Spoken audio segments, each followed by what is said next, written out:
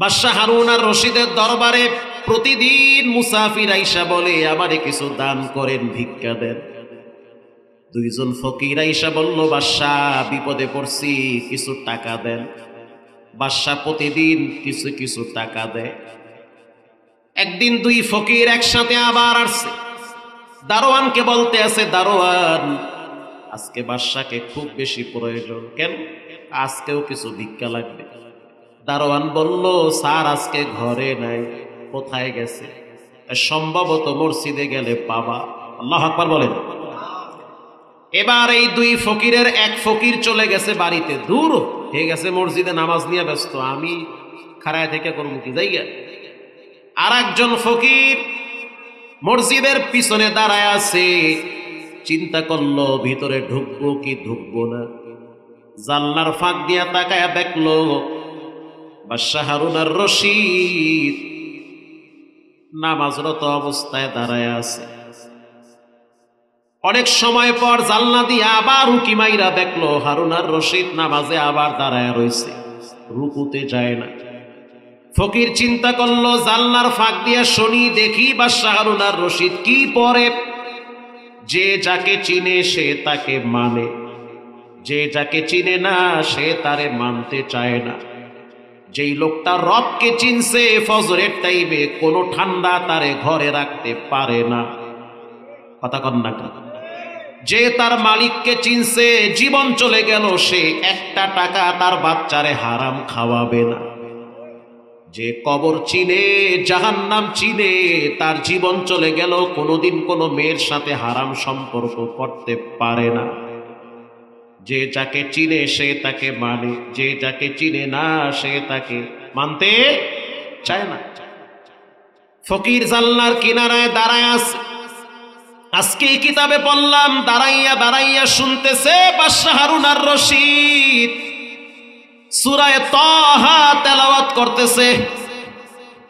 তাহা মা আনজালনা আলাইকাল কুরআনা লিতাশকা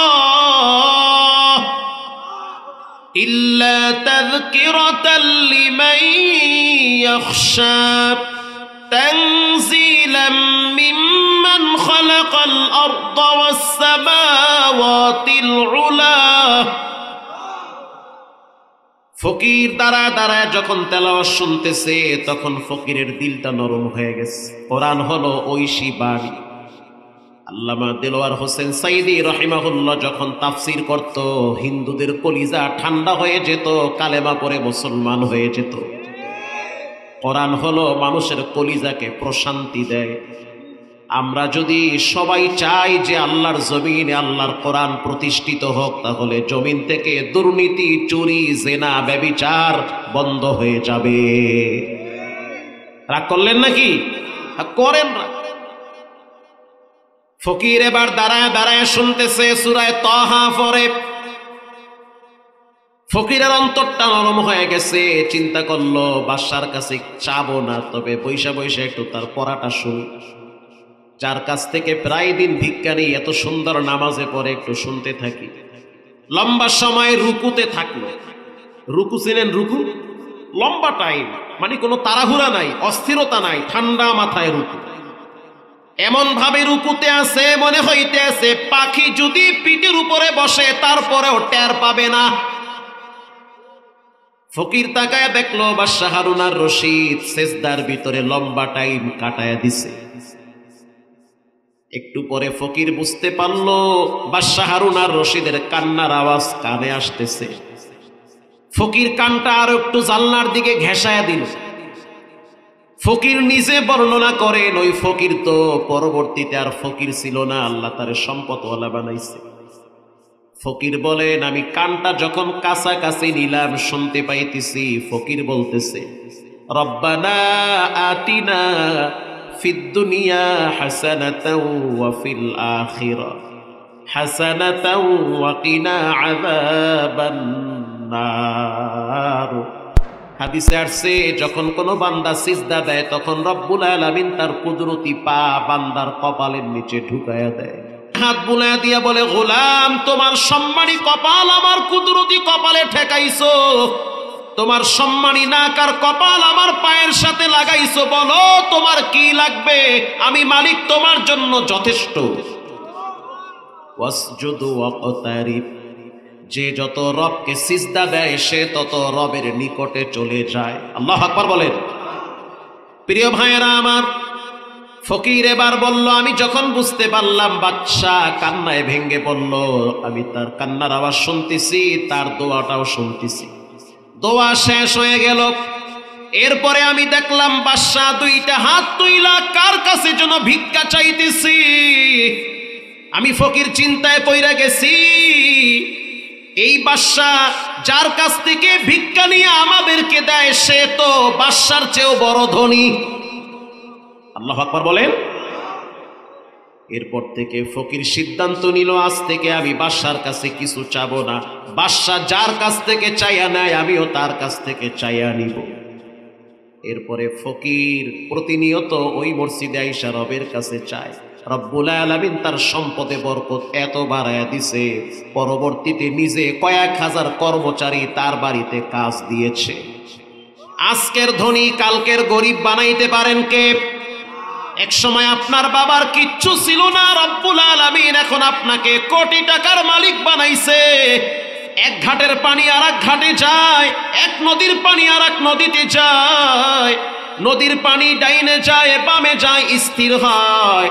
আকাশ কখনো কখনো মেঘাচ্ছন্ন হয়, এই জায়গায় মেঘাচ্ছন্ন হয়, বৃষ্টি হয় আর এক জায়গায়, ওই জায়গায় আকাশ পরিষ্কার, বৃষ্টি নাই, হঠাৎ বৃষ্টি বর্ষণ হয়।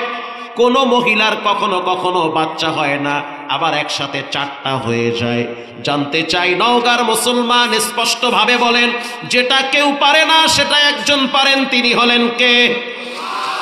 কাদেরে কুদরতু দারি বরকামাল, আনতা রব্বি আনতা হাসবি জুল জালাল। মারহাবা বলেন।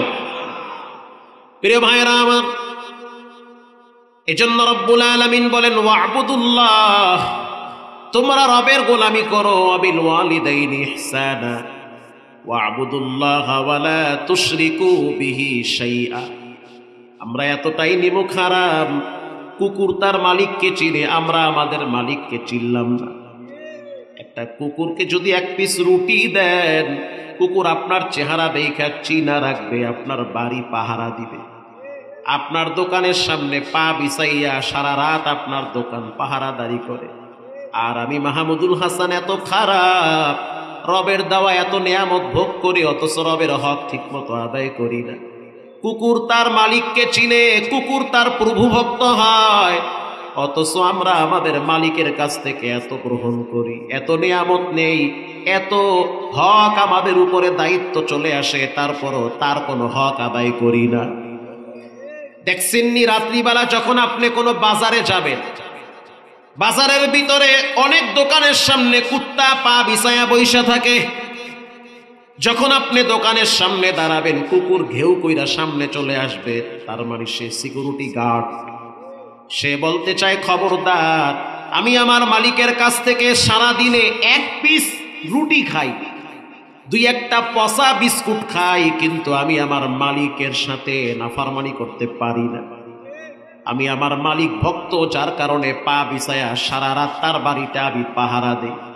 যাদের বাড়িতে কুকুর আছে, শীতের দিন যখন গাছের কোনো ঠাল ভেঙ্গে পড়ে অথবা কোনো পাতা যদি পড়ে, দেখবেন কুকুর দৌড়ায় গিয়া পাতার সামনে চিল্লাচিল্লি করে আর বুঝাইতে চাই, সাবধান, এটা আমার মালিকের বাড়ি, এই বাড়িতে আমি কুকুর প্রতিদিন হাড্ডি খাই, আমি আমার মালিকের বাড়িটা পাহারা দেই, খবরদার আমার মালিকের উপরে কোনো ধরনের আক্রমণ চলবে না। কিন্তু আমরা মুসলমান, আমরা মানুষ, সারা দেহের ভিতরে 650 জোড়া আছে। প্রত্যেকটা জোড়ার জন্য প্রতিদিন রবের দরবারে শুকরিয়া আদায় করা দরকার। এমনও যুবক দেখছি রাত্রিবেলা ঘুমাইছে, সকালবেলা হাত লড়াইতে পারে না, অবশ হয়ে গেছে। বিশ্বাস যদি না হয় আপনি ঢাকা সিআরপি হসপিটালে গিয়ে দেখে। গত কয়েকদিন আগে এক রুগী দেখার জন্য গেছি, আমার এক আপন রুগী দেখার জন্য গেলাম, গিয়া দেখলাম অনেক বড় অফিসার যুবক মানুষ, নতুন চাকরি পাইছে, সরকারি অফিসার।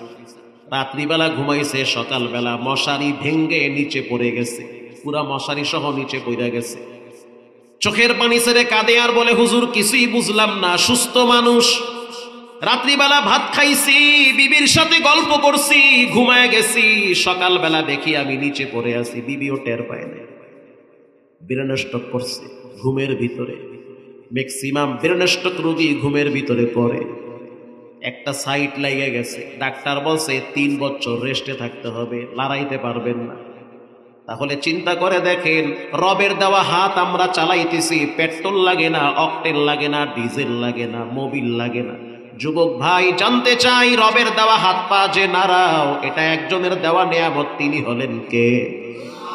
এজন্য রব বলেন আমার গোলামি করো। 2 নম্বরে হলো তুমি তোমার মা বাবার সাথে ভালো ব্যবহার করো। রিদর রব্বি ফি রিদল ওয়ালিদ ওয়া সাখতু রব্বি ফি সাখাতিল ওয়ালিদ। মা বাবা খুশি তো তোমার রব খুশি, মা বাবা বেজার তো তোমার রব বেজার। মা বাবা যদি কষ্ট পায় তখন তোমার রবের রাগ উঠে, মা বাবা যদি দুঃখ পায় তখন তোমার রবের কুদরতি চেহারাটা অন্ধকার হয়ে যায়। কারণ মা বাবা যদি কষ্ট পায় তখন তোমার উপরে অভিশাপ চলে আসে। পৃথিবীর মানুষ কখনোই মা বাবার নাফরমানি করবা না। একজন সাহাবী নবীর কাছে এসে বলল, হুজুর আমি জিহাদের ময়দানে যেতে চাই। নবীজি বলল, তোমার কি মা বেঁচে আছে? বলে হ্যাঁ বেঁচে আছে। আব্বা? বলে 2 জনই বেঁচে আছে। তাদের বয়স কেমন হবে? বলে বৃদ্ধ হয়ে গেছে। আল্লাহর হাবিব বলল, জিহাদে যাইতে হবে না, ঘরে গিয়া মায়ের খেদমত কর, রব্বুল আলামিন জিহাদে যাওয়ার চেয়েও বেশি নেকি দান করবে। আর একজন সাহাবী আয়েশা বলল, আইয়ুল আমালি আহাব্বু ইলাল্লাহ, আল্লাহর কাছে সবচেয়ে প্রিয় আমল কোনগুলা? নবীজি বলল, আসসালাতু আলা ওয়াক্তিহা, যেই বান্দা টাইম টু টাইম মসজিদে গিয়া সালাত আদায় করে রবের কাছে সে প্রিয় হয়ে যায়। 2 নম্বরে বিররুল ওয়ালিদাইন, যেই বান্দাটা মা বাবার সাথে ভালো ব্যবহার করে। হাদিসে আসছে, রাসূল বলেন, আনাস ইবনে মালিক রাদিয়াল্লাহু তাআলা আনহু বর্ণনা করেন, কোন সন্তান যদি সকালবেলা মা বাবাকে দেখার জন্য মা বাবার বাড়িতে যায়, জান্নাতের একটা দরওয়াজা থেকে ওই যুবকের জন্য নাম ধরে ডাকতে থাকে। আল্লাহু আকবার বলেন। যদি সে প্রতিদিন 2 বার যায়, আনাস ইবনে মালিক বলেন জান্নাতের 2য় গেট থেকে তার নাম ধরে ডাকা হয়। 3 নম্বরে সে যদি 3 বার তার মা বাবার কাছে যায়, জান্নাতের 3য় গেট দিয়া তার নাম ধরে ধরে ধরে ধরে ডাকা হয়। হাদিসে আসছে, কেউ যদি মায়ের চেহারার দিকে তাকায় গরিব, সে যেন মনে রাখে তার রব তার জন্য উমরার সওয়াব লিখে দেয়। আমি এমনও মানুষ দেখছি বাংলাদেশে রিক্সা চালাইতো, আমি একাই দেখি নাই, মাওলানা হাফিজুর রহমান কুয়াকাটা তিনিও দেখেছে। কেরানীগঞ্জে রিক্সা চালাইতো, আব্দুল্লাহপুরে পাগড়ি পইরা রিক্সা চালায়। পাগড়ি পরছেন কা? কয় মনে চাইছি পড়ছি। অথচ এই রিক্সাওয়ালারে দেখলাম হজের সফরে বাইতুল্লাহ লাব্বাইকের আওয়াজ দেয়।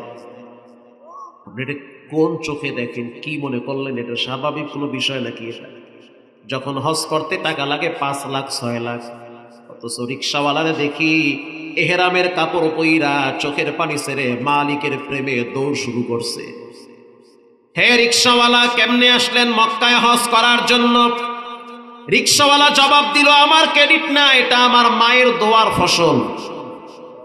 আমার মা আমার জন্য প্রতি রাত্রে চোখের পানি ছেড়ে দোয়া করত, আল্লাহ সন্তানটা গরিব, ওর মনে চায় মক্কায় যাইতে।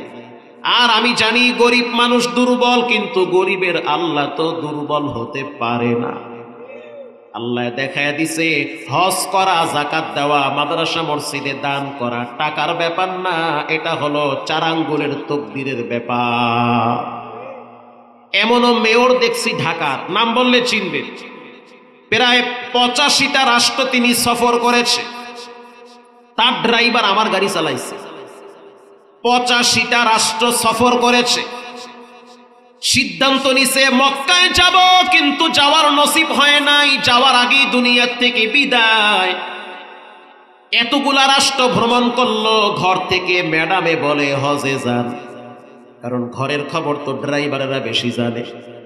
তাই হুজুর ঘর থেকে ম্যাডামে প্রায় দিন বলে, আপনি স্যার মানুষ, মেয়র মানুষ, সাহেব মানুষ, ডানে বামে টাকা ক্ষমতার অভাব নাই, আপনার কি মনটা চায় না মক্কা মদিনার ঘেরান আপনি নাকে নিবেন? সে বলে ব্যস্ততার কারণে যাওয়া হয় না, যাচ্ছি, কিন্তু বুঝতে পারে নাই তার জন্য দোকানের কাপড়ের কাপন চলে আসছে। কল্পনাই করতে পারে নাই তার জন্য মসজিদের পালকিটা হাজির।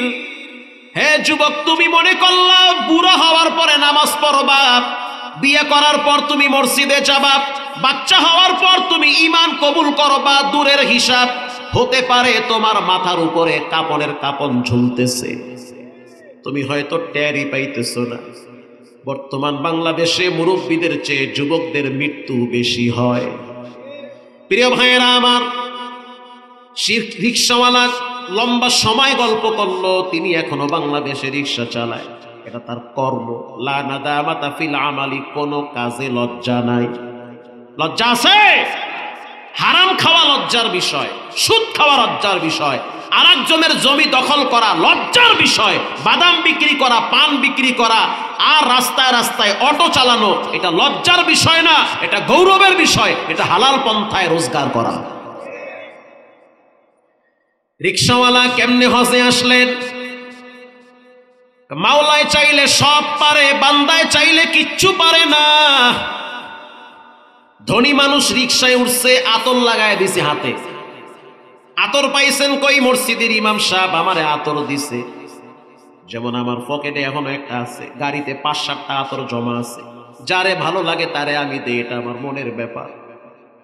মজার বিষয় হলো মিথ্যা না, কসম খোদার, আমার ড্রাইভার আর সফর সঙ্গীরে জিজ্ঞেস করেন, গতকালকে দুবাই থেকে 2 কার্টন আতর পাঠাইছে এক ভক্ত।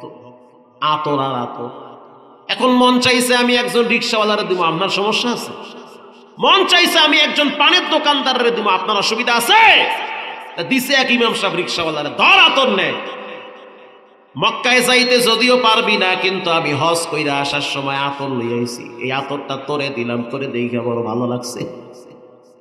রিক্সাওয়ালা আতরটারে চুমা খায় আর কান্দে আর কয়, মাওলা তোমার ঘরের আতর পাইছি, জীবনে একবার হলেও তোমার ঘর চোখ দিয়া দেখার সুযোগ দেও। আমি যদি আপনারে বলি, ভাই আমি আপনার বাসায় মেহমান হতে চাই, আপনার ঘরে যদি অসুস্থ রোগীও থাকে, লজ্জায় পড়ে হলো তো আপনি বাসায় নিবেন? কথা কন না কা? কেউ যদি আল্লাহরে বলে, মাওলা তোমার ঘর দেখতে চাই, তোমার ঘরের মেহমান হইতে চাই, রব্বুল আলামিন তারে ফিরাইয়া দেন। এজন্য যুবক যারা আছেন, মক্কায় যাওয়ার জন্য স্বপ্ন দেখেন, আল্লাহর ঘর চোখ দিয়া দেখেন, আর জমজমের পানি দাঁড়াইয়া পান করেন, হাজরে আসওয়াদকে চুমা লাগান, কাবার গিলাফ বুকে লাগান, দেখবেন আলাদা জগতের শান্তি পাবেন। কারণ মানব সৃষ্টির মূল উৎস হলো কাবা, পৃথিবীর প্রথম মাটি হলো বাইতুল্লাহ। আল্লাহু আকবার বলেন। সুম্মা দুহিয়াতিল আরদ, রব্বুল আলামিন ওই মাটিটাকে সম্প্রসারিত করেছে, সারা পৃথিবীটারে টাইনা টাইনা মাটিটারে বড় করছে। কারণ সারা পৃথিবীতে এক সময় পানি ছিল, পানির উপরে ছোট্ট একটা মাটির টিলা দাঁড়ায় গেছে। রব্বুল আলামিন তাকায়া দেখলো এই বিশাল জমিন, জমিনের উপরে এই বিশাল বড় সমুদ্রের উপরে জমিন ভাসতেছে, জমিন হেলাধুলা করে। রব্বুল আলামিন আলাম নাজআল লাহু আইনাইন ওয়া লিসানান ওয়া শাফাতাইন, আলাম নাজআল লাহু আইনাইন ওয়া লিসানান ওয়া শাফাতাইন। বান্দা দেখো, জিহ্বা লড়াইয়া পড়ো, তোমার জবানে যা দিয়েছে এগুলা শক্তি কে দিয়েছে? চোখ দিয়া দেখতে থাকো, রব্বুল আলামিন তোমার চোখের সামনে আল্লাহর কুদরতকে বিস্তার করেছে। আল্লাহু আকবার বলেন। এরপরে আল্লাহ কোরআনে বলেন, আমি পাহাড় দিয়া জমিনটারে স্থির করে দিয়েছি। তো মক্কা থেকে একটা আতর আনছে, সে আতরটা আমি ঘেরান লাগাই। আমার রিকশায় একজন কোটিপতি পয়সাওয়ালা উঠছে, হাজী সাহেব, সে প্রতি বছর তার কোম্পানি থেকে কিছু না কিছু মানুষদেরকে হজে পাঠায়। আছে না এমন পয়সাওয়ালা? প্রত্যেক বছর হজে পাঠায়, ইমাম সাহেবরে পাঠায়, তার ফ্যাক্টরির দিয়ে একজন কর্মচারীকে ভাল লাগছে, আরে তার বছরে জাকাত আসে কয়েক কোটি টাকা। যা 10 জনে মক্কায় গিয়ে আল্লাহর ঘরে লাব্বাইকের আওয়াজ দে, তবু উসিলায় হয়তো আমার হজ কবুল হইতে পারে। রিক্সাওয়ালা রিক্সায় উঠছে, রিক্সাওয়ালা বুঝতে পারে নাই যে লোকটা কোটিপতি, দাড়িও সব পাইকে গেছে, হাজি সাহেব মানুষ, সুন্দর চেহারা। রিক্সাওয়ালা হাতে একটু আতর লাগায় দিছে, সার আতর লাগান, মজার আতর। পাইছেন কই? বলে আতর তো ইমাম সাহেব মক্কার থেকে আনছে। এত যত্ন কইরা রাখেন? বলে আমার তো মনে চায় দোয়া কইরেন যেন রব্বুল আলামিন জীবনে একবার মক্কায় কবুল করে।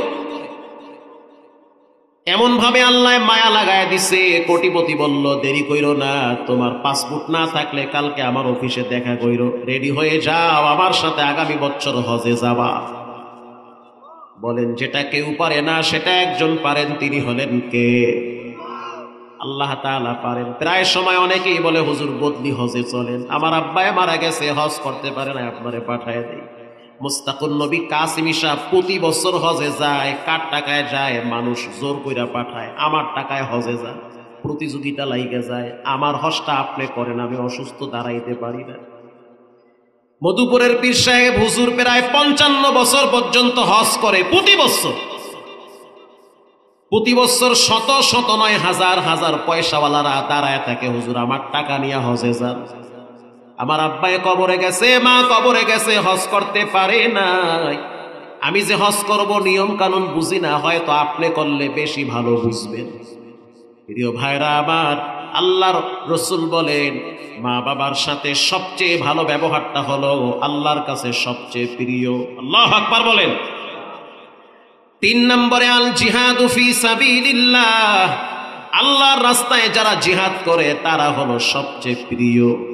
1 নম্বরে নামাজ, 2 নম্বরে মা বাবার সাথে সৎ ব্যবহার, 3 নম্বরে আল্লাহর রাস্তায় জিহাদ করা। নবীজি বলেন 3টা আমল আল্লাহর কাছে সবচেয়ে প্রিয়। এবার হাদিসের গল্প শুনেন, কষ্ট হয়। আল্লাহর হাবিব ইন্তেকালের আগে আগে যখন রাসূলুল্লাহ দুনিয়া থেকে বিদায় হয়ে যাবে, তার আগে আগে হযরত আলী, হযরত ওমরকে নবী কাছে ডাইকা বসাইছে আর বলতে আছে, ওমর, আমার ইন্তেকালের পর ইয়ামেন থেকে এক পাগল আসবে, তারে যদি পাও তাহলে তার কাছ থেকে দোয়া নিবে। তার বাড়ি হলো ইয়ামেনে করায়ান নামক এলাকায়, তার নাম হলো ওয়াইসুল করনি। তামবিহুল গাফিলিন আসছে, রাসূল বলেন যে ওমর, আলী, যদি তোমরা ওয়াইসুল করনিরে পাও তাহলে তার কাছ থেকে দোয়া নিও। কারণ মায়ের দোয়া নিতে নিতে নিতে নিতে তার জিহ্বার এত দাম, জিহ্বা লড়ায়া যখনই মাওলার দরবারে দোয়া করে সেই দোয়াটা রব ফিরাইয়া দেয় না।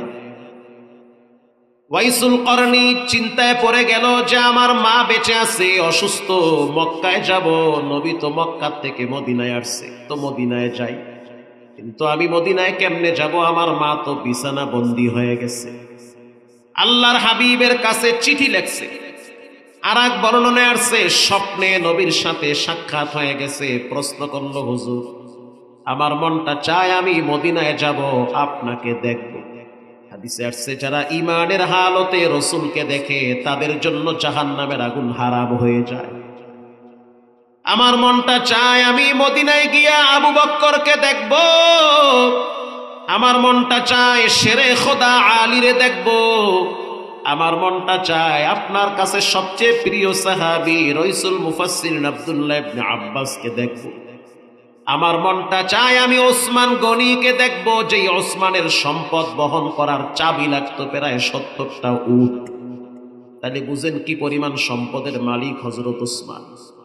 হযরত ওসমান সম্পর্কে আপনাদের খতিবরা প্রতি জুমায় খুতবায় বলে জিন্নুরাইনি ইবনে উসমান, অর্থাৎ নবীজির 2 কন্যা বিবাহ করেছেন হযরত ওসমান। নবীজি বলেন আমার যদি আরো মেয়ে থাকতো তাহলে আমি ওসমানের কাছে আরো মেয়ে দিতাম। আল্লাহু আকবার বলেন।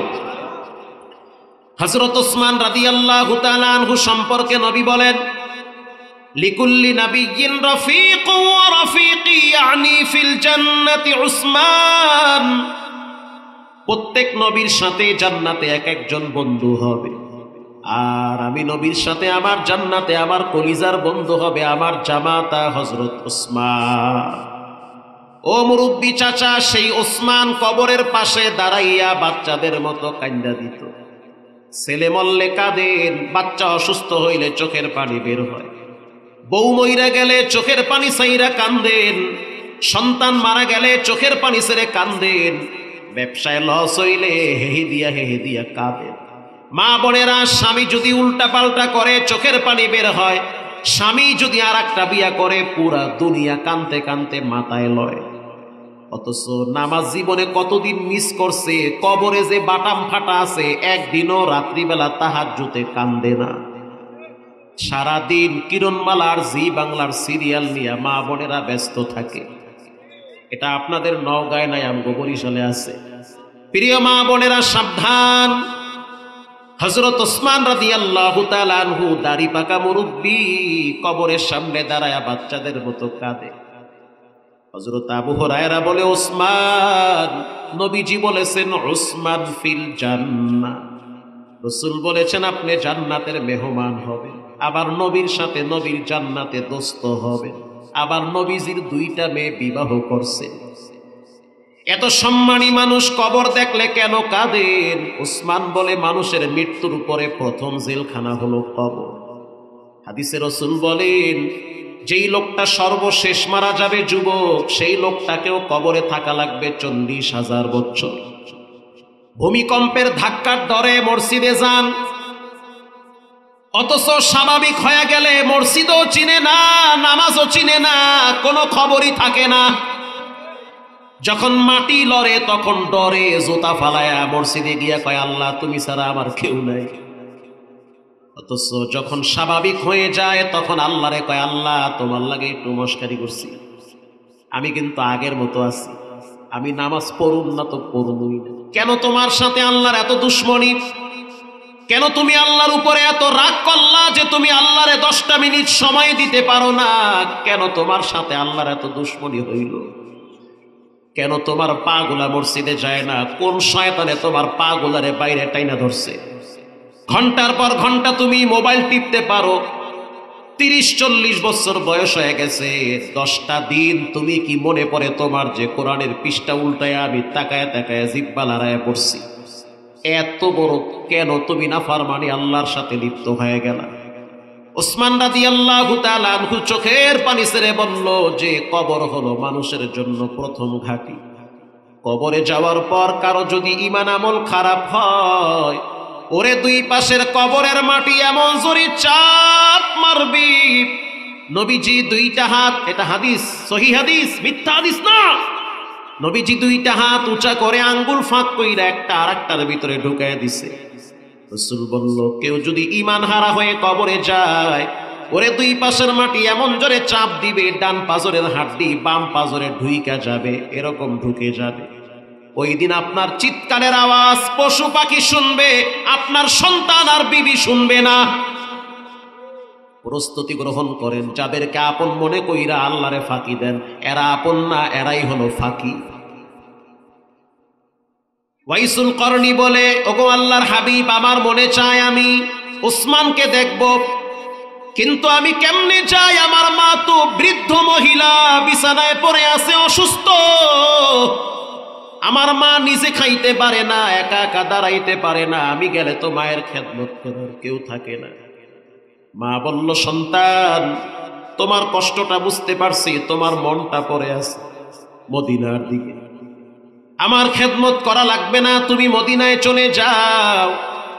ওয়াইসুল করনি মায়ের মাথাটা কোলের উপরে নিয়ে কপালে চুমা দিয়া বলে, আরে আমি কেন মদিনায় যাব? নবী বলছে তোমার পায়ের নিচে আমার জান্নাত। নবীজি বলল, ওয়াইসুল করনি, মদিনায় আসতে হবে না, ওমরকে দেখা লাগবে না, উসমানকে দেখা লাগবে না, মায়ের দিকে তাকাও, রব্বুল আলামিন তোমার মর্যাদা বাড়ায় দিবে। কারণ তোমার মা তোমার জীবনের সবচেয়ে বড় সফলতার মূল ফ্যাক্টরি। তোমার মর্যাদা বাড়ার পিছনে, কমানোর পিছনে পাওয়ার হাউস হইল তোমার মা। যুবক ভাইরা, আল্লাহর ওয়াদা, আল্লাহর ওয়াদার, ওয়ালা তানহারুহুমা, মাথায় ঝাঁকে দিয়া মায়ের সাথে কথা বলবা না। ওয়াইসুল করনি মায়ের খেদমত করলো, জীবন কাটায়া দিল। নবীজি ইন্তেকাল করলো, হযরত ওমর পাগলের মতো ওয়াইসুল করনিরে খুঁজতে লাগলো। ইয়ামেন থেকে যখন কোন কাফেলা মক্কায় আসতো, মদিনায় যাইতো, হযরত ওমর জিজ্ঞাসা করতো, ভাই তুমি কি ইয়ামেন থেকে আসছো? বলে হ্যাঁ। বাড়ি কোথায়? বলে ওয়াফায়াত নামক এলাকায়। হবে না, আমি চাই ওয়ারায়ান নামক এলাকার থেকে কোনো মানুষ আসছে কিনা। হযরত ওমর আলীর হাতটা ধইরা মহল্লায় মহল্লায় ঘুরে আর বলে, কে যুবক যার নাম হলো ওয়াইসুল করনি? আমি তাকে দেখতে চাই, তার কাছ থেকে দোয়া নিতে চাই, কারণ মায়ের দোয়ায় রব্বুল আলামিন তার জিন্দেগীর মর্যাদা বাড়ায় দিছে। আমি তার কাছ থেকে দোয়া নিতে চাই। যারা মা ভক্ত সন্তান তাদের কাছ থেকে দোয়া নিবেন। যাদের সম্পর্ক মায়ের সাথে বেশি তাদের কাছে গিয়া বসবেন, কথা শুনবেন, আপনার দিল নরম হয়ে যাবে। যে সমস্ত যুবকরা মা বাবারে পাত্তা দেয় না, এদের কাছে বসবেন না। যে সমস্ত মানুষগুলা মা বাবারে খাবার দেয় না, আরামে রাখে না, খোঁজ খবর নেয় না, এদের কাছ থেকে 100 মাইল দূরে থাকবেন। যে সমস্ত সন্তানরা মা বাবার সাথে খারাপ ব্যবহার করে, এদের ছায়ায় পা রাখবেন না, কারণ এদের উপরে আল্লাহ নারাজ। এরা অভিশপ্ত। এরা 1000 কোটি টাকার মালিক হইতে পারে, এরা যদি মসজিদের ইমামও হয় তারপরও রবের কাছে অভিশপ্ত। ঠিক না ব্যাঠিক? মায়ের সাথে সম্পর্ক খারাপ করে 100 মাইল দূরে রাখেন। হযরত ওমর রাদিয়াল্লাহু তাআলা আনহু পাগলের মতো হয়ে গেছে। তিনি হজের সফরে আলীর সাথে নিয়ে মক্কায় রওনা হয়। মক্কায় যাওয়ার পর হযরত আলীর সাথে পরামর্শ করলো যে ওয়াইসুল করনীরে কেমনে পাওয়া যায়, এখন তো হজের সফর চলে। হযরত আলী রাদিয়াল্লাহু তাআলা আনহু জ্ঞানী সাহাবী, অনেক কিছু বুঝে, যেটা সবাই বুঝে না সেটা আলী বুঝে। নবীজি বলেন, আনা মাদিনাতুল ইলম ওয়া আলিয়্যুম বাবুহা, আমি হইলাম ইলমের ঘর, আর সেই ঘরের দরওয়াজা হইল আমার জামাতা হযরত আলী। মারহাবা বলেন। হযরত আলী এত বড় জ্ঞানের অধিকারী।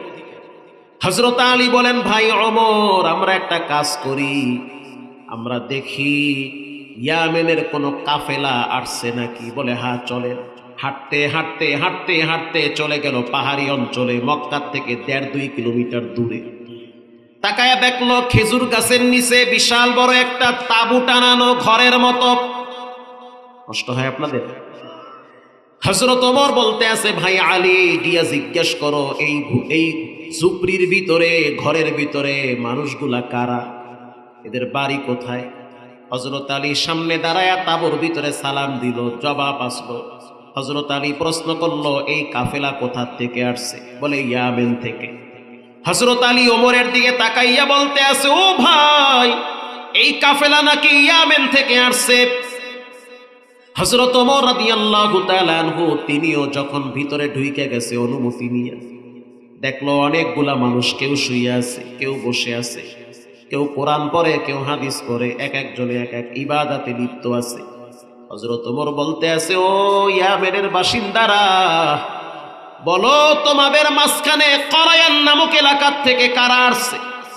করন একটা এলাকার নাম, করায়ান নামক এলাকার থেকে কারা আসছে? 3 জন দাঁড়ায় গেল যে আমরা 3 জন আসছি করায়ান নামক এলাকার থেকে। যেমন নওগাঁ থেকে অনেক মানুষ হজে যায়, প্রশ্ন করা হইল নওগাঁ মহাদেবপুর থেকে কারা আসছে? আমরা আসছি। আচ্ছা, মহাদেবপুরের পূর্ব পাড়া চৌধুরী পাড়ার থেকে কারা আসছেন? 3-4 জন দাঁড়ায় গেছে, আমরা আসছি। ঠিক না বে ঠিক? আমরা আসছি। হযরত ওমর বলল, তোমরা 3 জন যে করায়ান নামক এলাকার থেকে আসছো, মাশাআল্লাহ 3 জনই তো যুবক। আচ্ছা বলো তো, তোমাদের মাঝখানে ওয়াইস নামক ব্যক্তিটাকে?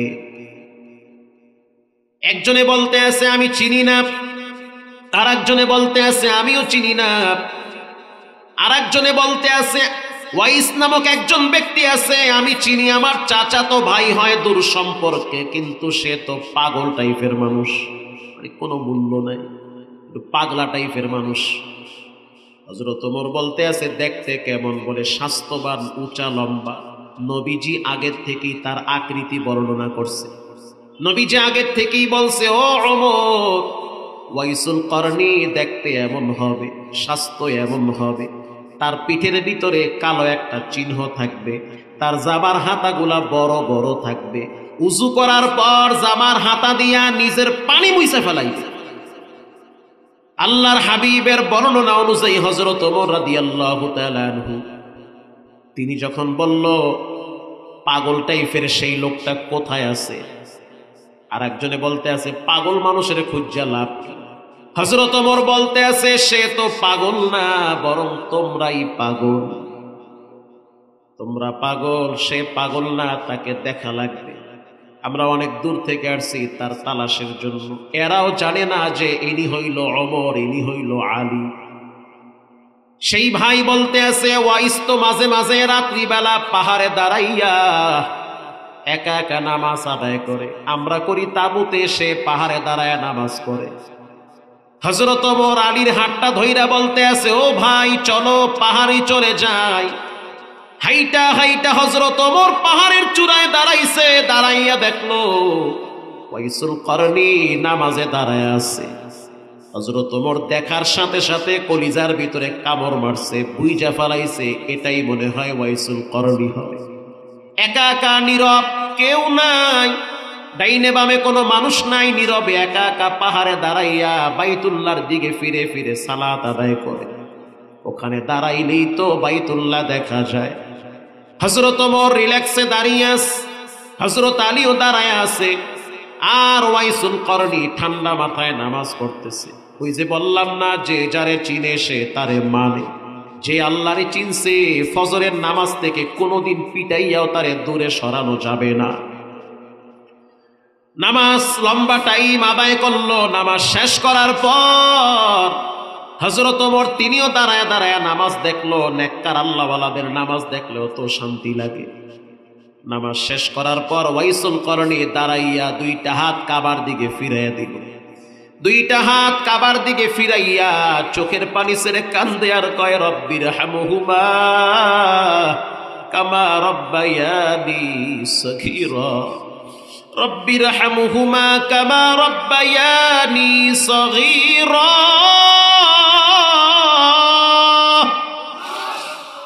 হযরত ওমরের চোখের গোড়ায় পানি চলে আসছে যখন দেখলো যে ওয়াইসুল করনী দাঁড়ায় দাঁড়ায় মায়ের জন্য দোয়া করতেছে, আব্বার জন্য দোয়া করে। চোখের পানি ছেড়ে একটা দোয়া একবার না হইল 30-40 বার পড়তেই আছে, রব্বির হামহুমা কামা রব্বায়ানি সগীরা। হযরত ওমর কাছে গেল, দোয়া শেষ হয়ে গেল। হযরত আলী সালাম দিল, প্রশ্ন করল তোমার নাম কি? ওয়াইসুল করনী বলে আমার নাম হলো আব্দুল্লাহ। হযরত আলী প্রশ্ন করল তোমার মা তোমার নাম কি রাখছে সেটা বলো। কারণ ওয়াইসুল করনী নিজেকে জাহের করতে চায় না, নিজেকে গোপন রাখতে চায়। আমার নাম মানুষ জানুক, মানুষ আমার কাছে আসুক, এটা চায় না। আল্লাহওয়ালা নেককার পরেশগার যারা, তারা কখনোই ঢাকঢোল পিটায় না, তারা নীরবে জিন্দেগি কাটায়া দেয়। ওয়াইসুল করনী যখন বলল আমার নাম আব্দুল্লাহ, হযরত ওমর বলতেছে আরে বেটা তোমার মা তোমার নাম কি রাখছে সেটা বলো। ওয়াইসুল করনী বলে আমার মা আমার নাম যেটাই রাখুক, তুমি কেন আমাকে বারবার এমন পীড়া দিতেছো, এমন প্যারা দিতেছো যে মায়ের নাম, তোমার মা তোমার নাম কি রাখছে এটা কেন বলা লাগবে? হযরত ওমর বলতে আছে আরে আমি জানতে এমনে এমনে চাই নাই, আমি নবীর কাছ থেকে শুনছি ওয়াইসুল করনী নাকি মায়ের দোয়ায় শ্রেষ্ঠ আল্লাহর ওলি হয়ে গেছে, আমি এজন্য তোমার কাছে আসছি। এটা বলার সাথে সাথে হযরত আলী বলতে আছে যে লোকটা তোমারে প্রশ্ন করলো উনি হইল হযরত ওমর। বলার সাথে সাথে ওয়াইসুল করনী বুকে জড়ায়া ধরল। আরে জীবিত থাকতে আমার মা বারবার সে বলছে ওমর নবীর একজন দামি সাহাবী, আবু বকর নবীর দামি সাহাবী, ওমর যেই রাস্তা দিয়া চলে শয়তান সেই রাস্তায় চলে না, সেই ওমরকে আমি দেখার সুযোগ পাইছি। হযরত ওমর বলতে আছে তুমি একটু দাঁড়াও, তুমি একটু হাঁটো, আমার শিওর হওয়া লাগবে যে তুমি ওই ব্যক্তি কিনা। ওয়াইসুল করনী হাঁটতেছে, হযরত ওমর আলীকে বলতে আছে ইনি হবে ওই ব্যক্তি। হযরত ওমর বলতে আছে তোমার পিঠে যেই চিহ্ন আছে দেখতে চাই। উয়ুনুল হিকায়াতে আসছে, তানবীহুল গাফিলিনে ফকি আবুল্লাহ সামারকান্দি লেখেন হযরত ওমর যখন বলল তোমার জামার পিঠের নিচে কি আছে এটা দেখতে চাই, জামার কাপড়টা যখন সরাইল কালো চিহ্নটা একদম চকমক করে ফুটে উঠেছে। হযরত ওমর তাকে বুকের সাথে জড়ায় বলতে আছে, রাসূল বলেছেন তোমার সাথে দেখা করার জন্য, দোয়া নেওয়ার জন্য। কারণ তুমি যখন জমিনে হাঁটো তখন ফেরেশতারা তোমারে নিয়ে আরশে আজিমে গর্ব করে। কারণ মায়ের দোয়ার বরকতে রব্বুল আলামিন তোমার মর্যাদা বাড়ায় দিছে। যুবক ভাইয়েরা আমার, যেই সমস্ত পোলাপান মা বাবার সাথে খারাপ ব্যবহার করে এদের সাথে বন্ধুত্ব করবা না, এরা আল্লাহর কাছে অভিশপ্ত। প্রিয় ভাইয়েরা আমার, রমজান মাস নবীজি যখন সিঁড়িতে পা রাখলো তখন আমিন বলেছে। দ্বিতীয় সিঁড়িতে পা রাখলো, নবীজি আমিন বলল। তৃতীয় সিঁড়িতে পা রাখছে, নবীজি আমিন বলল। সাহাবীরা প্রশ্ন করলো, নবী আপনি আমিন কেন বললেন? আল্লাহর হাবিব বলল, জিবরাইল আমার কাছে আয়েশা বলতে আছে, যারা রমজান মাস পাওয়ার পর গুনাহ মাফ করাইতে পারল না এরা ধ্বংস হয়ে যাক। নবীজি বলল, এদের দরকার নাই, আমিন কবুল হয়ে গেছে, এগো লাগবে না। 2 নম্বরে, যারা নবীর নাম শোনার পর দুরূদ শরীফ পড়ল না এরাও ধ্বংস হয়ে যাক, এদের কোনো প্রয়োজন নাই। নবীজি বলল আমিন। 3 নম্বরে, যারা মা বাবা পাওয়ার পর মা বাবার খেদমত কইরা সন্তুষ্ট অর্জন করতে পারল না এরাও ধ্বংস হয়ে যাক। নবীজি বলল আমিন। যেই সমস্ত পোলাপান মা বাবার সাথে বেয়াদবি করে এরা হলো নবীর পক্ষ থেকে লানত প্রাপ্ত, অভিশপ্ত। এরা আল্লাহর পক্ষ থেকে লানত প্রাপ্ত, অভিশপ্ত। এদের সাথে সম্পর্ক রাখবেন না। প্রিয় ভাইয়েরা আমার, মা বাবার সাথে সুসম্পর্ক যারা রাখে এদের সাথে সম্পর্ক রাখবেন, দেখবেন রব্বুল আলামিন আলাদা জগতের একটা প্রশান্তি দান করবেন। আল্লাহ কোরআনে বলেন, ওয়াকুল্লাহুমা কাউলান কারীমা, মায়ের সাথে মিষ্টি কথা বলো, সুন্দর ভাষায় কথা বলো। কাউলান লাতিফা, এমন কথা বলিও না যে মা বাবা কষ্ট পায়। একজন মানুষের সফলতার জন্য 2 জন ব্যক্তি লাগে। একজন হলো মা, দ্বিতীয়জন হলো ঘরের স্ত্রী। মা যদি দোয়া করে ওই সন্তান সফলতার দ্বার প্রান্তে পৌঁছে যায়। ঘরের বিবি সহধর্মিণী যদি তাকে সাপোর্ট করে, সহযোগিতা করে, ওই পুরুষ কখনোই অলসতামি করে অকর্মা হতে পারে না। স্ত্রীর সহযোগিতা, মায়ের দোয়া, এই 2টা জিনিস যার জীবনে থাকবে সে দুনিয়াতেই জান্নাত পেয়ে যাবে।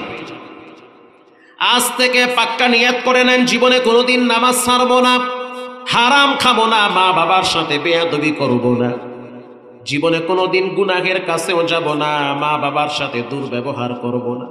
দিলটা যদি ভালো থাকে পাক্কা নিয়ত করে নেন, আল্লাহ আমাদেরকে এই নিয়তের উপরে ইস্তেকামাত, মজবুত থাকার তৌফিক দান করেন, বলেন আমিন। এতক্ষণ বয়ানে কি বুঝলেন? আল্লাহর হক আদায় করতে হবে কি হবে না? বলেন, আল্লাহর প্রথম হক কি? জোরে বলেন। নামাজ আদায় করবেন তো ইনশাআল্লাহ? কবে? আগামী সপ্তাহ থেকে না এখন থেকেই? এখন থেকে ইনশাআল্লাহ। অনেক যুবকরা আছে ওনারা ফজর পড়বে না, নিয়ত করছে, খিচুড়ি টিচুড়ি খাইয়া ঘরে গিয়া মোবাইল 2-3 ঘন্টা টিপে করা ঘুম দেবে, 10টায় উঠবে, উঠতে একটা বিড়ি ধরাইবে, এরপরে কাজে যাইবে। আছে না নাই? এরকমটা করা যাবে যাবে না। প্রতিদিন 5 ওয়াক্ত সালাত আদায় করবেন। আপনি যদি বলেন ভাই আমি জেনা করছি, করছেন জেনা, আল্লাহর কাছে মাপ চান, তারপরও নামাজ পড়া লাগবে। মিথ্যা বলেন, বইলেন না মিথ্যা বলা ভালো না, তারপরও বলেন, আমি বলবো, তারপরও নামাজ পড়তে হবে। যত রকমের পাপাচারে লিপ্ত হন এটা আপনার ব্যাপার আর রবের ব্যাপার। কি রব আপনাকে করবে এটা রব ভালো জানে, তবে নামাজ ছাড়া যাবে না। এক সময় দেখবেন জেনা, হারাম, মিথ্যা কিচ্ছু থাকবে না, আপনার জীবনে নামাজ ঠিক থাকবে। আল্লাহ তাআলা আমাদেরকে প্রতিদিন 5 ওয়াক্ত সালাত যথাযথভাবে আদায় করার তৌফিক দান করেন। আরো জোরে বলেন। আব্বা আম্মার সাথে সুসম্পর্ক রাখবেন। যাদের বিবি ঘরে আছে সালাম দিবেন। আব্বা আম্মাকে সালাম দেন ইনশাআল্লাহ? জি, সালাম দিতে হয়। স্ত্রীকেও সালাম দিবেন, আব্বা আম্মাকেও সালাম দিবেন। অনেকে আছে ঘরে গিয়ে বইয়ের লাগে উল্টাপাল্টা ব্যবহার করে, সালাম দেয় না। তখন কি হয়? তখন আগুনে আগুনে সব পুইরা যায়। হেরো মুখ চলে, এরও হাত চলে। তালাক 6টা দিয়ে কয় কামটা করলাম কি? অবস্থা খুব খারাপ। এমনটা করা যাবে? বাসায় সালাম দিবেন, ঢুকার সময় বিসমিল্লাহ বইলা ঘরে ঢুকবেন। যেই ঘরে সালাম না দিয়া ঢুকে ওই ঘরে ব্যক্তি ঢোকার আগে শয়তান ঢুকে। মানে আপনার আগে শয়তান ঢুইকা রেডি আছে, আপনারা আপনার বোর মধ্যে এমন গ্যাঞ্জাম লাগাইবে টিভির রিমোট আর মোবাইল নিয়ে, মানে যুদ্ধ চলবে। এরকম ঝামেলা হতে পারে, হচ্ছে ঘরে ঘরে। আল্লাহ তাআলা আমাদের মা বোনদেরকেও সহি বুঝ দান করুক, বলেন আমিন।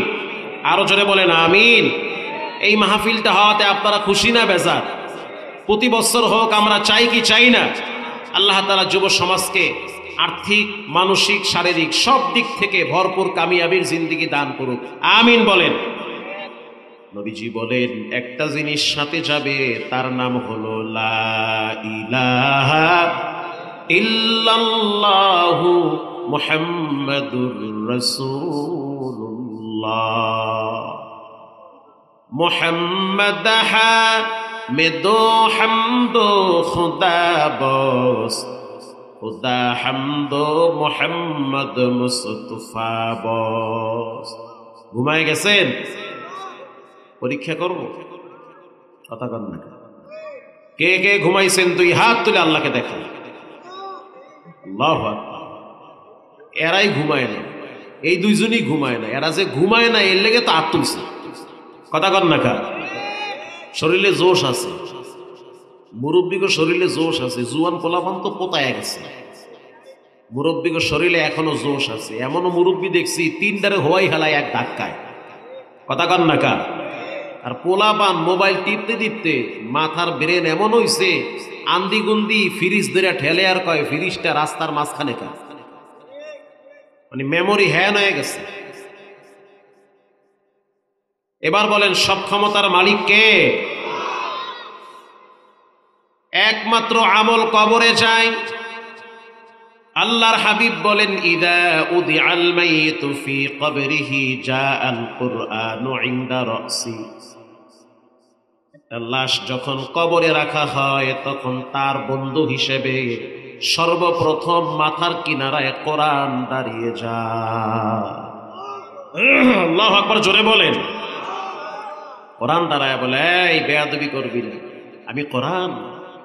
সে আমাকে ভালোবাসে, আমাকে তেলাওয়াত করে, আমাকে সমাজের ভিতরে প্রতিষ্ঠিত করার জন্য সর্বোচ্চ জিহাদ করে, রক্ত দেয়, জীবন দেয়।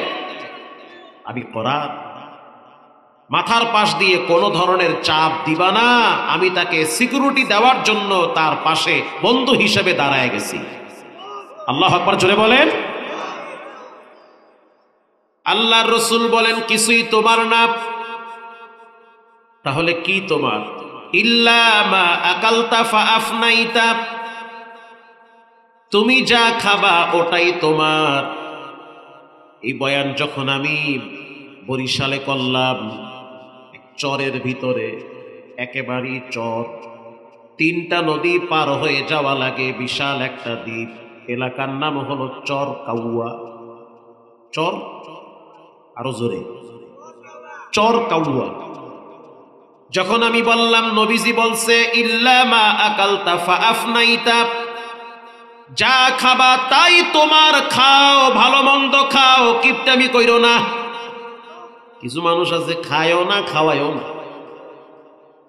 টাকা খালি জমা করে দেয়, মরার পরে বালিশের তলতে বাইরায় 30,000, অথচ ঠিক মতো চিকিৎসাও করে না, বাঁশের ফাঁক দিয়া বাইরায় 12,000, কথা কন না কা। খেতার তলতে বাইরায় 622 টাকা। ওষুধ কিনা খান না, খামো না, টাকা কমে যাইবে। তা খাইল না, খাওয়াইল না, থুইয়া টুইয়া বললেন, লাভ হইল কি? কিছু মানুষ আছে মসজিদেও 2 টাকা দেয় না, মাহফিলেও দেয় না, মাদ্রাসায়ও দেয় না, গোরস্থানেও দেয় না, বারবার হিসাব চায়। এটা আমনগো দেশে নাই, আমগো কুয়াকাটায় আছে, হিসাব চায়, ঘন ঘন হিসাব চায়। আবার কিছু মুসল্লি আছে মসজিদে বেতন দেয় 30 টাকা, ইমামরে ধমক দেয় 300 টাকা। যখন আমি বললাম নবীজি বলেছেন ইল্লা মা আকালতা ফাআফনাইতা, যা খাবেন তাই আপনার। এক চাচায় বলল বাবাজি ঠিক কথাই বলছেন, আমিও খাই, তবে গরুর দুধ বেচা বিড়ি খাই। সুবহানাল্লাহ, কয় কি? হুজুর আমার কি পাপ হইবে? চাচা আপনার কপালটা একটু চুমা দেই, আপনি কুমির দিয়েছেন। কারণ নবী বলেছেন ইল্লা মা আকালতা ফাআফনাইতা, যা খাবা তাই তোমার।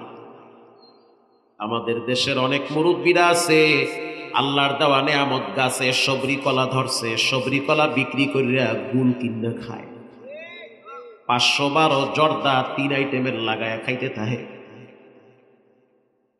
যা খাবেন তাই আপনার, ইল্লা মা আকালতা ফাআফনাইতা, সবরি কলা খান, গরুর দুধ খান, সামর্থ্য থাকলে নিজেও খান, বিবিরেও খাওয়ান, সন্তানরেও খাওয়ান, কারণ ইবাদত করতেও শক্তি লাগে। কথা কন না কেন? আপনি তাহাজ্জুদ পড়বেন, শক্তি লাগবে না? ফজরের টাইমে হাইটা মসজিদে যাবেন, শক্তি লাগবে না? খাবেন, আপনি নিজেও খান, মানুষকেও খাওয়ান। ওই ব্যক্তির চেয়ে বখিল পৃথিবীতে কেউ নাই, যে রাত্রিবেলা পেট ভইরা খায় আর ঘুমায়, প্রতিবেশী না খায়া থাকে, খবরও নেয় না, উকি মাইরাও দেখে না যে লোকটা বাচ্চা আছে না মরে গেছে। আল্লাহর রাসূল বলেন ওই ব্যক্তি মুমিন না, ওই ব্যক্তি মুমিন না যে শুধু নিজের চিন্তা করে আর একজনের চিন্তা করলো না। তার একটা বোন আছে গরিব, অসুস্থ হয়ে গেছে, চিকিৎসার টাকা নাই, চাইলে 2-1000 টাকা দিয়ে সহযোগিতা করতে পারে। কত বড় নিমুখ হারাম বখিল, একটা টাকা দিয়াও সহযোগিতা করে না।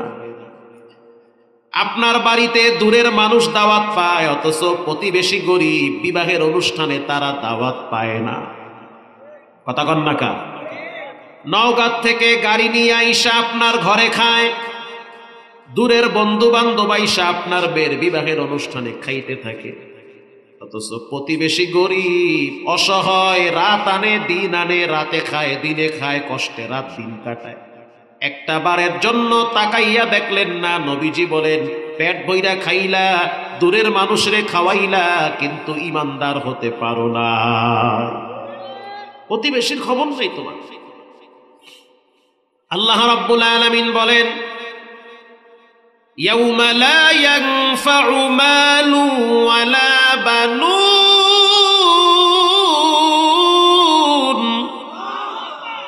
আপনাদের আওয়াজের উপরে আমার বয়ান আসবে, তা না হইলে আমিও পোতায় যাবো আপনাদের মতো, কবরস্থান হয়ে যাবে। এখানে আমি লোকজন এমনি কম দেখছি, মনটা বেশি ভালো না, তারপরও আপনাদের যদি আওয়াজটা সুন্দর থাকে আমি কথা বললে মজা পাবো। তাকবীর জোরে দেন, নারায়ে তাকবীর।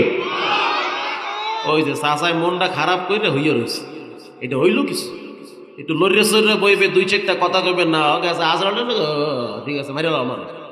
তাকবীর জোরে হবে, নারায়ে তাকবীর। এই যে কত সুন্দর হয়ে গেল পরিবেশটা। আল্লাহ রাব্বুল আলামিন বলেন সন্তান কাজে আসবে না, সম্পদ কাজে আসবে না। এই হাদিস, এই আয়াত যখন আমি তাফসীর পড়লাম, এরপরে যা কামাইছি প্রায় 95 লাখ টাকা দিয়ে মোহাম্মদপুরে একটা প্রতিবন্ধীদের জন্য জায়গা কিনছি, যে এখানে অন্ধরা কোরআন শরীফ পইরা পইরা কোরআনের হাফেজ হয়ে যাবে। আল্লাহু আকবার বলেন। আলহামদুলিল্লাহ। সম্পদ কাজে আসবে না, সন্তান কাজে আসবে না। আল্লাহ বলেন সন্তান কাজে আসবে না যেই সন্তানকে সকালবেলা আদর করে যত্ন কইরা কপালে চুমা দিয়া কোচিং এ পাঠাও, এক সময় দেখবা সন্তান কাজে আসবে না। যেই মেয়েটাকে সকালবেলা মাথার ভিতরে তেল লাগায়া দিয়া চিরুনি দিয়া আশ্রয়া দাও, রব বলেন এক সময় দেখবা মেয়েটাও কাজে আসবে না।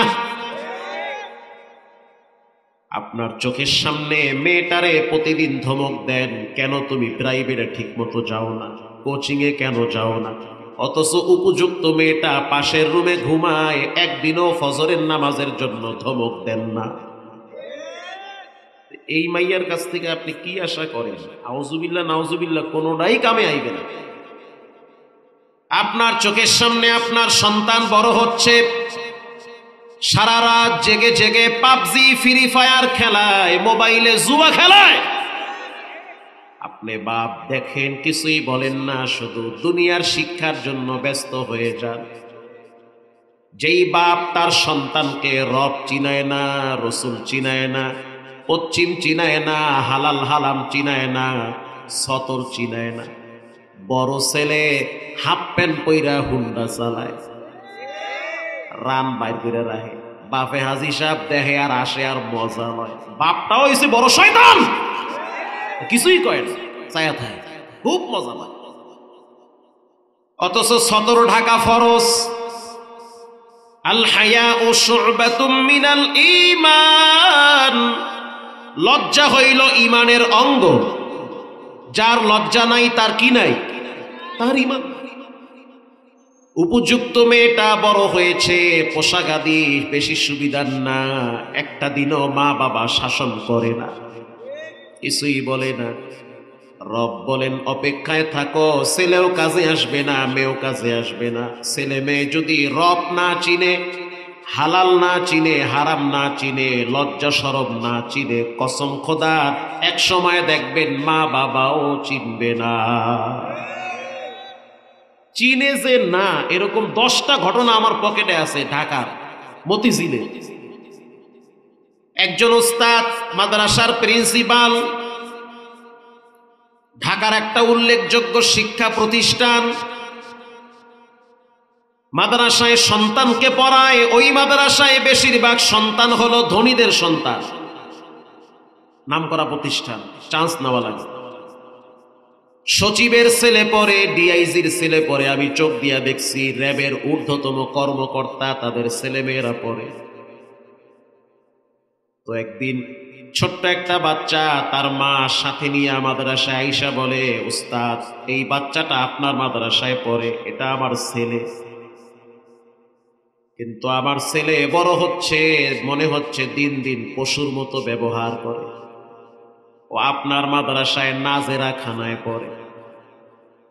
উস্তাদ বলতে আছে কি বুঝাইতে চান?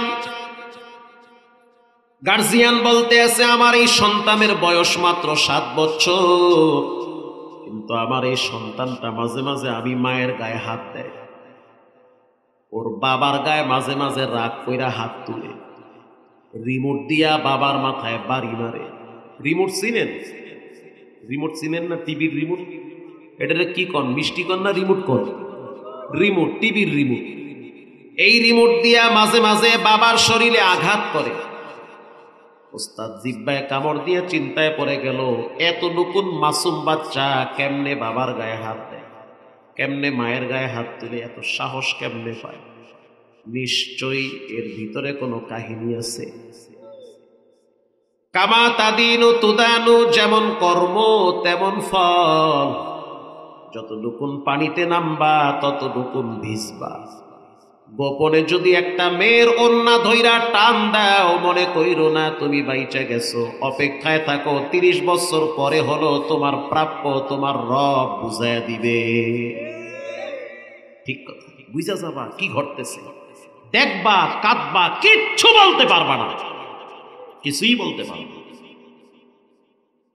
যুবক ভাইরা আমার, তুমি মনে করিও না গোপন পাপ তোমার সম্মান বাড়ে, না না, গোপন পাপ তোমার মর্যাদা নষ্ট হয়। গোপন পাপের কারণে তোমার পায়ের নিচের মাটি হালকা হয়। গোপন পাপ মানুষকে ধ্বংস করে দেয়। গোপন পাপ মানুষকে জাহান্নাম পর্যন্ত পৌঁছায় দেয়। গোপন পাপ মানুষকে বেইজ্জতির জালের মধ্যে আটকায় ফেলায়। গোপন পাপের কারণে মানুষের চেহারার সৌন্দর্য নষ্ট হয়ে যায়। গোপন পাপের কারণে নিজের ফ্যামিলির মানুষগুলা কষ্ট পায়। হে যুবক, তোমার খারাপ কর্মের কারণে তোমার মা বাবা কষ্ট পায়, তোমার বোনটা কষ্ট পায়, তুমি হয়তো জানো না। আল্লাহ কোরআনে বলেন, ওয়ামা আসাবাকুম মিন মুসিবাতিন ফাবিমা কাসাবাত আইদিন নাস ওয়া ইয়াফু আন কাসীর। যা কিছু হচ্ছে, অর্থাৎ তোমার ফ্যামিলিতে, তোমার ঘরে, তোমার জীবনে যা কিছু হচ্ছে, যদি খারাপ কিছু হয় তো মনে রাখবা এগুলো তোমার হাতের কামাই। কথা কন না কেন? আল্লাহ বলেন আমি চাইলে তোমার পরিপূর্ণ বিচারটা দুনিয়ায় করতে পারি, কিন্তু না, আমি তোমারে ক্ষমা করে দিই। অসংখ্য গুনাহ আমি রব রহমতের চাদর দিয়া ঢাইকা রাখি, একটা ফাঁস করলে চেহারা সমাজে দেখাইতে পারবা না। আল্লাহ বলেন ঢাইকা রাখতেছি আমি এগুলো। প্রিয় ভাইরা আমার, স্পষ্টভাবে মনে রাখবেন, ওস্তাদ যখন দেখলো যে সন্তানের ব্যাপারে মা বিচার দিতেছে যে আমার গায়ে হাত দেয়, তখন উস্তাদ প্রশ্ন করলো, আপনার গায়ে যে হাত দেয় প্রতিদিন কয়বার হাত দেয়? বলে যখনই বাসায় আসে তখনই গায়ে হাত দেয়, হঠাৎ কইরা কানে, কানের নিচে, ঘাড়ে ধাম ধাম থাপ্পড় মারে, মাঝে মাঝে ওর বাবার মাথার উপরে রিমোট দিয়ে বাড়ি মারে। উস্তাদ বাচ্চাটারে কাছে ডাইকা বুকের সাথে মাথাটা লাগাইয়া বলল, বাজান বলো কেন তুমি তোমার মায়ের গায়ে হাত দাও? বাচ্চা বলে, উস্তাদ আমার মাঝে মাঝে অনেক জিদ উঠে। জিদ বুঝেন? অনেক রাগ উঠে। যখন আমার অনেক রাগ উঠে তখন আমি নিজেকে নিয়ন্ত্রণ করতে পারি না, তখন আমি রাগ কইরা আমার বাবার গায়ে হাত দিই। আবার মাঝে মাঝে এমন রাগ উঠে মনে চায় বাবার মাথায় ঘুষা মারি। আবার এমন রাগ উঠে মনে চায় বাথরুম থেকে হারপিকের বোতলটা নিয়ে মায়ের মাথায় আঘাত করি। উস্তাদ বলতে আছে, ও সন্তান বলো তোমার দাদা দাদি কোথায়? তোমার দাদা দাদির সাথে আমি কথা বলবো, বলো কোথায় তোমার দাদা দাদি? বাচ্চা বলতে আছে, উস্তাদ আমার দাদা দাদি তো মাদ্রাসায় ভর্তি হয়েছে, তারা মাদ্রাসায় থাকে। আশ্চর্য হয়ে গেল, এই বুড়া বুড়ি কোন মাদ্রাসায় পড়ে? তুমি কি তাদেরকে দেখো? বলে মাঝে মাঝে দেখার জন্য যাই। কে বলছে তারা মাদ্রাসায় পড়ে? বলে আম্মু বলছে তারা নাকি বুড়া বুড়ি মুরব্বীদের মাদ্রাসায় পড়ে। সপ্তাহে একদিন, মাসে একদিন মাঝে মাঝে দেখার জন্য যাই। কোথায় যাও? সেই মাদ্রাসা কোথায় আমার জানতে হবে, সেটা হলো গাজীপুরে। উস্তাদ বলল, গেটের সামনে লেখা দেখছনি যে বৃদ্ধাশ্রম? কহ দেখছি। বাচ্চা মানুষ যদিও 7 বছর লিখতে পারে, পড়তেও পারে, তার মানে বুঝা গেল নিজের মা বাবারে বৃদ্ধাশ্রমে রাইখা সন্তানরে আলেম বানাইয়া ভালো ব্যবহারের আশা করে, এটা হবে সম্পূর্ণ বোকামি ছাড়া কিছুই না।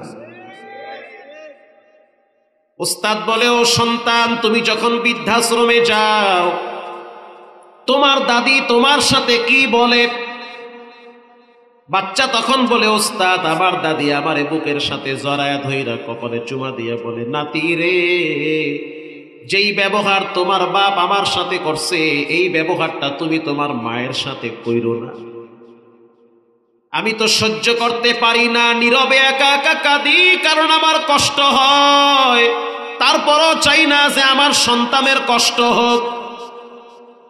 কেন তোমার বাপ তোমার দাদিরে বৃদ্ধাশ্রমে রাখছে? বলে আমার দাদি অসুস্থ, মাঝে মাঝে বিছানায় প্রস্রাব করে দেয়। উস্তাদ চোখের পানি ছেড়ে দিয়া বলে, এরকম হাজার হাজার রাত তোমার মা তোমার প্রস্রাব তো পরিষ্কার করছে, এরকম অসংখ্য রাত তোমার দাদি তোমার আব্বার প্রস্রাব পায়খানার সাফ করেছে, ঠিক না বেঠিক? বেথরনির মতো কামলা দিয়েছে। আজ এখন তোমার আব্বা সম্পদের কারণে, ক্ষমতার কারণে, টাকার গরমে মায়ের বৃদ্ধাশ্রমে ফালায়া রাখছে। বৃদ্ধাশ্রমে ফালায়া রাখছে, মায়ের চোখের পানি, আর্তনাদ, চিৎকার আর কান্নার আওয়াজ। উস্তাদ এবার বলতে আছে, বুঝতে পারছি, কামাতা দিন তুদানু, যেমন কর্ম তেমন ফল। মান্দার গাছ লাগাইয়া যদি আমের আশা করে, বোকামি ছাড়া কিছুই না। কথা কন না কা? ঠিক কথা। উস্তাদ বলে, আগে তুমি কয়বার মারতা? কয় একবার। কয় এখন থেকে 3 বেলা বাটাম দিবা, সকালে একবার দিবা বাটাম, বিকালে একবার আবার বাটাম দাও, সন্ধ্যায় আর একবার পিটা দাও, 3 বার পিটাবা। পারবা? কহ পারমু। ফিরিস উঠাইয়া তোমার বাবার মাথায় জোরে মারবা, কারণ যেই ঘরের ভিতরে মা বাবার থাকার জায়গা হয় না, ওই ঘরটা আগুন দিয়া জ্বালায় দেওয়া দরকার। ওটা কিসের ঘর? যেই ঘরে আব্বা আম্মার থাকার জায়গা হয় না, ওই ঘর থাকার দরকার নাই, ঘরটা ভেঙ্গে মাটির সাথে মিশায় দাও। আব্বা আম্মার থাকার জায়গা কেন হবে না ঘরে? এজন্য রব্বুল আলামিন আগেই বলছে যে সোজা হয়ে যাও, দেখবা সামনে কেমনে খেলা ঘটে। ইয়াউমা লা ইয়ানফাউ মালু ওয়ালা বানুন ইল্লা মান আতাল্লাহ বিকলবিন সালিম।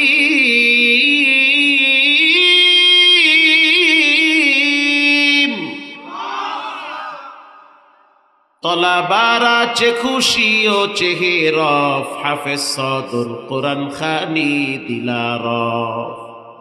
সন্তান কাজে আসবে না, সম্পদ কাজে আসবে না, একমাত্র পবিত্র আত্মা কাজে আসবে। ছেলেমেয়ের জন্য যারা নামাজ কামাই দেন এরা মনে রাখেন ছেলেমেয়েও পাইবেন না, এক সময় আল্লাহরও পাইবেন না, কিচ্ছু পাইবেন না। দুনিয়ায় দেখবেন খাইলাম না পাইলাম না, মরার পরে সোয়াবও নাই, ফেরেশতাকে ফিদা আছে পাও। অনেক কৃষক আপনারা দেখছেন সকালবেলা কৃষি কাজ করার জন্য ক্ষেতের ভিতরে নামে, মুসলমানের বাচ্চা মাগার ফজর পড়ে না। অনেক অটোওয়ালা দেখবেন এই রাস্তা দিয়ে সকালবেলা অটো নিয়ে বের হয়, অথচ ফজর পড়ে না। অনেক দোকানদার দেখবেন দোকানের শাটার খুলে ফজরের নামাজের সময়, অথচ ফজরে মসজিদে যায় না। অনেক হোটেলওয়ালা দেখবেন দাঁড়ায়া দাঁড়ায়া পরাটা বিক্রি করে, পরাটা ভাজে, পরাটা বেলে, মাগার ফজর পড়ে না। অনেক চায়ের দোকানদার দেখবেন পাশেই হলো মসজিদ, চাইলে মসজিদে যাইতে পারে কিন্তু যাবে না, সে বৈশা বৈশা চা বিক্রি করে 2টা পয়সার জন্য ছেলেমেয়ের মুখে হাসি ফুটাবে। এক সময় দেখা গেল এই ছেলে মেয়েদের কাছে বোঝা হয়ে যায়। আমরা 7টা ভাই বোন আল্লাহর দয়ায় বিশ্বাস করে আজ পর্যন্ত বাবার চোখের দিকে তাকাইয়া কথা বলার সাহস হয় নাই। কেন হয় নাই? একটাই কারণ, সকালবেলা দেখতাম বাবায় চিকন কঞ্চি নিয়ে মসজিদের বারান্দায় বসে থাকতো। একদিন যদি নামাজে দেরি করে যেতাম, এই কাপড় টান কইরা শীতের ভিতরে 3টা বাড়ি মারত। বাবার সেই বাড়ির চিহ্ন এখনো আমার হাতে আছে। কেন তুমি নামাজে দেরি করলা? যেই বাপ তার রবের সাথে সন্তানের পরিচয় করায়, যেই মা বাবা সন্তানকে ধর্মের ব্যাপারে শাসন করে, ওই মা বাবা কখনোই ছেলে মেয়েদের হাতে বেইজ্জতি হতে পারে না। প্রিয় ভাইরা আমার, এজন্য রব্বুল আলামিন কোরআনে বলেছেন, ওয়া'বুদুল্লাহা ওয়া লা তুশরিকু বিহি শাইআ। পৃথিবীর মানুষ, তোমাদের প্রথম দায়িত্ব হলো তোমরা তোমাদের রবের হক আদায় করবা। এবার আওয়াজ দিয়ে বলেন, আমাদের রবের নাম কি? আরো জোরে বলেন, আল্লাহ। কাদেরে কুদরতু দারি বরকামাল, আনতা রব্বি আনতা হাসবি জুল জালাল। রবের ওয়াদা, যে ব্যক্তি রবের হক আদায় করবে আমি তার জন্য যথেষ্ট হয়ে যাব। সে অটো চালাবে, মাগার শান্তি থাকবে, ভ্যান চালাবে, অন্তরে শান্তি থাকবে, আমি তার জন্য ছোট্ট ইনকামের রাস্তার ভিতরেও বরকত বাড়ায়া দিব। সে তৃপ্ত হবে, মানসিক প্রশান্তি পাবে। কেন? সে তার রবের হক আদায় করছে। রবের প্রথম হক হলো প্রতিদিন 5 ওয়াক্ত সালাত আদায় করা। কথা বলেন না, এটা কার হক? এটা আল্লাহর হক। প্রতিদিন 5 ওয়াক্ত রবের কদমে সেজদায় লুটিয়ে পড়ো। 24 ঘন্টার ভিতরে 1.5 ঘন্টা তুমি যদি আল্লাহরে দাও, তোমার তেমন কোনো ক্ষতি হবে না। আল্লাহ কোরআনে স্পষ্ট ভাবে জানায়া দিয়েছে, ওয়া'মুরু আহলাকা বিস-সালাত ওয়াসতাবির আলাইহা লা নাসআলুকা রিজকা। নবী আমার, আপনার পরিবার বর্গ তাদেরকে নামাজের কথা বলেন, আর রিজেকের চিন্তা করবেন না। রিজেক আপনি আমারে দেন না, বরং আমি আপনাকে রিজেক দান করি। আল্লাহু আকবার বলেন। যেই সময়টা নামাজের জন্য দোকান বন্ধ থাকবে, যেই সময়টা নামাজের জন্য অটোটা বন্ধ কইরা নামাজে দাঁড়াবেন, মনে রাখবেন আপনার রব আরেক জায়গা থেকে এটাকে পোষায়া দিবে। বলেন, আল্লাহ পারে কি পারে না? আল্লাহ পারে।